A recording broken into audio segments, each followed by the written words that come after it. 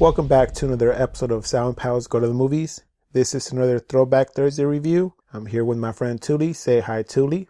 Hi, guys. And today we're going to be reviewing The Boondock Saints from 1999. And just a fair warning, there's going to be spoilers up ahead, so you've been warned. Two Irish Catholic brothers become vigilantes and wipe out the Boston criminal underworld in the name of God.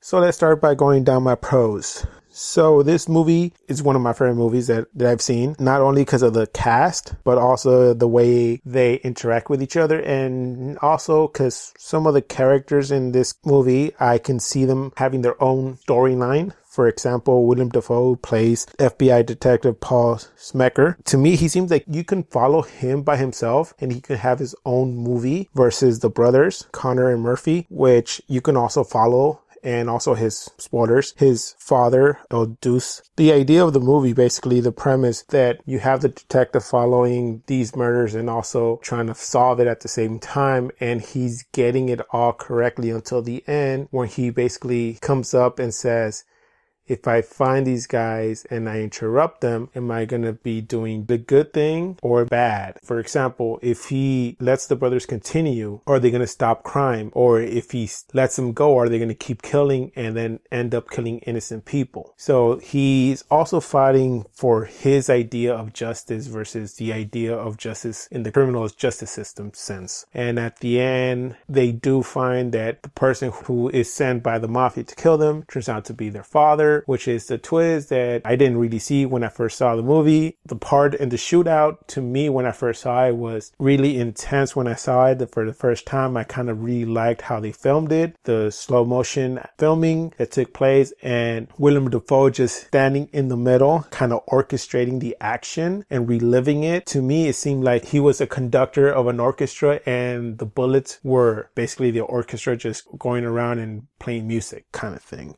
This movie, to me, when I first saw it, introduced me to Norman Reedus. After that, I just liked his acting and I kept seeing him over and over. And up until now, where we see him in video games, we see him in The Walking Dead, we see him in his own show. I think this kind of kicked off his movie career in a sense. Even though this movie did not make a big impact in the movie theater, it came out limited release, but it did become a cult classic when it came out on DVD back in the day. Now onto my cons. There's some small cons in the movie. Let's point out my major con in the movie is the idea that these two brothers had a dad who was locked up and had no idea that he was locked up until the end. And when he shows up, they kind of accept him. To me, it was kind of far-fetched, the idea of them meeting up during the shootout and not recognizing each other until they basically, for the second meetup, when they just started doing their little prayer. And with that small prayer, they're like, hey, you are our father, you're my sons, I forgive you, get up kind of thing, now we're family. And to me, that was a little too far-fetched. There should have been a more longer scene there in a sense. Also, with Willem Dafoe, there should have been a little more of a character breakdown for his character to kind of break down in a sense. His case was not coming down as he wanted to. It was not easy to solve in a sense that these guys were always a few steps ahead of him. It was not sitting right with him. In my opinion, his character should have been falling apart, and we did not see that too much in this character. I mean, I do appreciate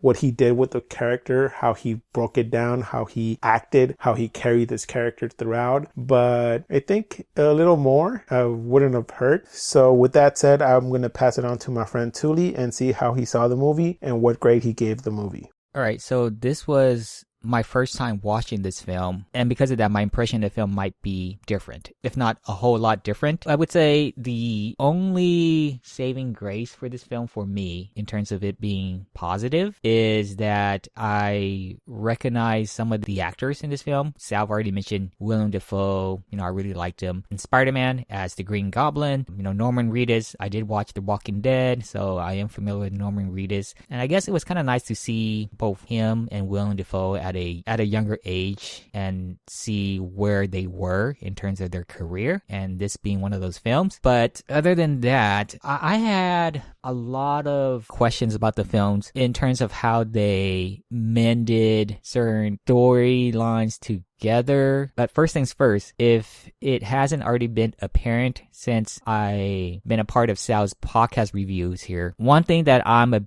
big fan of, or should I say even a criticizer of, if your film or your work doesn't seem to portray it as well, is transitions. And I feel that in this film, they used a lot of fade in and fade out transitions to demonstrate a passing of time, when to me, it doesn't really seem that time have passed by that much for these characters and what they're doing in between. And so when I see something like this, where they keep using the same sort of transitional effect over and over, it tells me that the director or whoever's in charge of these sort of stuff, they don't have command of their story. To me, it's telling me that they don't have the in-between of these fade ins and fade out to sort of mend the first scene or the prior scene to the next scene. And so because of that, the movie felt really rough at times, where I'm trying to piece out where this character was at this time versus where this character was and how they all tied in together at the end. I wanted more control of how these characters were going about their day and how they were dealing with the challenges that came to them, especially Willem Dafoe's character, Paul. I would say he was probably the only character that I felt very motivated to cheer for, because he presented himself, at least initially, as this guy who took his job very seriously. He wanted to get to the bottom of these cases, and seeing him in that alley right off the bat, his demeanor and everything, and the way he was able to sort of point out stuff and piece the crime scene together as to what happened,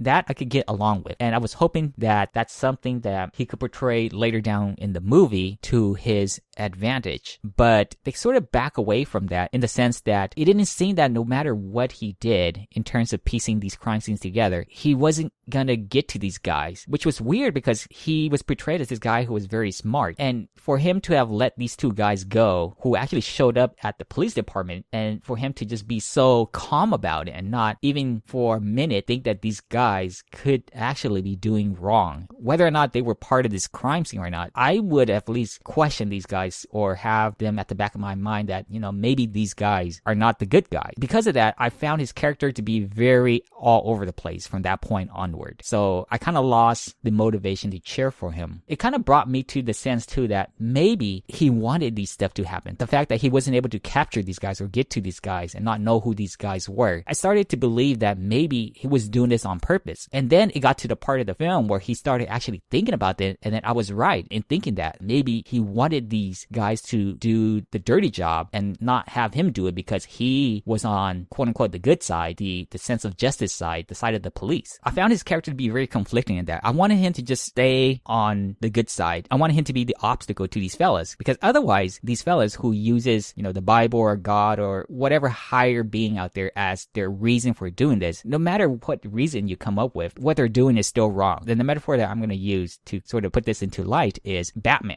Batman has a conscience. He knows that what he's doing is not right. He's a vigilante, but he's willing to accept the consequences. And that's what allows us as an audience to kind of be on his side. He's not going out there for blood or anything. He's not killing anybody. He just wants to take these bad guys down. But these guys in this film, though, they're actually killing people, regardless if they're a good guy or a bad guy. In the end, with the foundation of the film be kind of wonky with the transition, and for me, the storytelling and the sort of twist at the end that came out of nowhere, and me not being really invested in these characters, this film really boiled down to one thing to me, and that it was a social commentary that was presented at the end of the film, where they wanted people to have this awareness of whether or not what these guys were doing were right or not. And then of course you get certain people saying, oh, I believe in what they're doing, keep at it. And you have some people who thought it was totally wrong, and then some people didn't want to put themselves in that sense of position in fear of their life by saying no comment, because they don't want to be on one side or another, fearing that something bad might happen to them. So the film to me just pretty much boiled down to that sort of social commentary,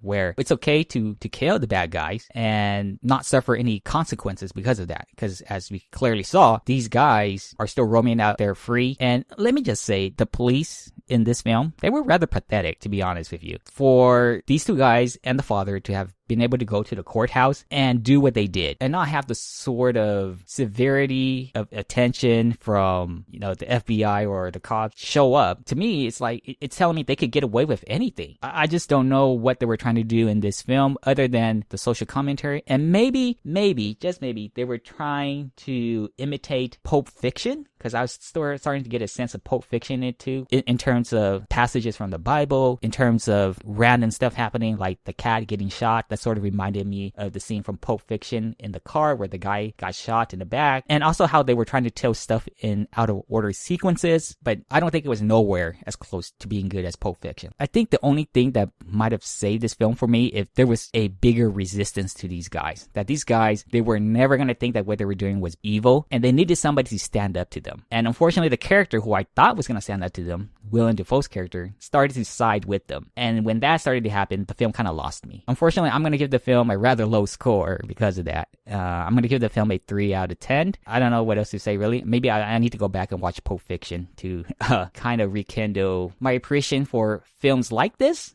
Like I said, I don't know if Pulp Fiction was an inspiration, but if it was, nice try. I'm going to chime in with the social commentary. I think this is also social commentary, but I'm going to take a little further and say that it reminds me a little more of a comic. Like you said, you brought in Batman. I'm going to actually throw in the Punisher into that mix and say that at the beginning of the movie, the priest mentioned a victim called Kitty Genovese, and that is a real person. And there is a syndrome, Genovese syndrome, this lady who got raped in front of her house, and there was witnesses who did nothing, who saw it, and they just basically let it happen. And I think this was also an influence on some comics, and one of them was Watchmen by Alan Moore. And if you think about it, Watchmen from Alan Moore is a vigilante comic book, and that also brings it over to the movie. So with these guys becoming vigilantes, and when we think about vigilantes, we think about Punisher, who's buff and everything, and he knows what he's doing and everything. But when you put it into this movie, you have the two brothers. They think that God blessed them somehow, and they're blessed with God's power and nothing can go bad, but somehow they just stumble into it, and by chance they get away with it. And then you add Rocco into it, and he does it too, and he's just an idiot. And then Willem Dafoe thinks there's these brilliant people behind this, and at the end it's like they're not brilliant, they're just these two guys and this idiot who's just going around shooting people. So it is a social commentary, but at the end there's also this little kind of humor involved into it. And then I think for me that's what captivated me. And also Willem Dafoe, who's this guy who's really serious at the job, and when he's behind closed door, he's in bed with his lover, but once the phone rings, he's back into detective mode, and he even basically like slaps his lover and says, stop being,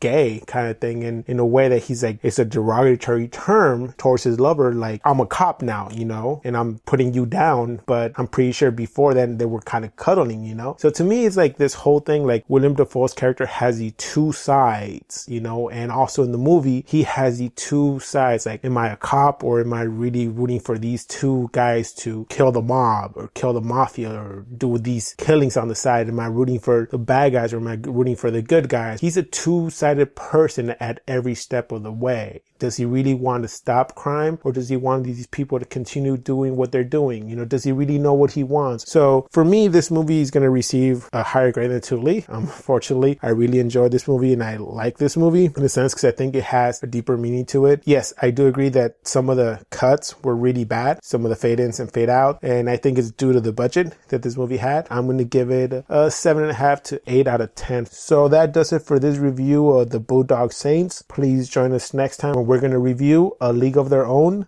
Are you crying? Are you crying? There's no crying. There's no crying in baseball. Why don't you leave her alone, Jimmy? Oh, you zip it, Doris. Please like, comment, and subscribe. You can find our social media links below. And like always, keep watching movies.